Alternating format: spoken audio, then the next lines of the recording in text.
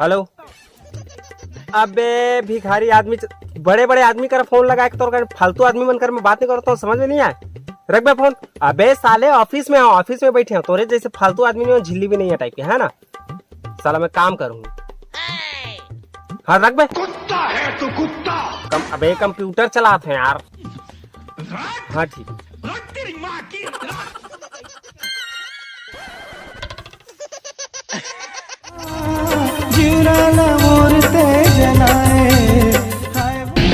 बेटा मन में लड्डू फूटा।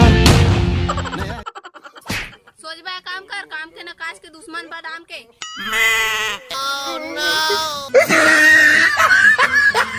अचानक जनरल मालिक याद आ गया।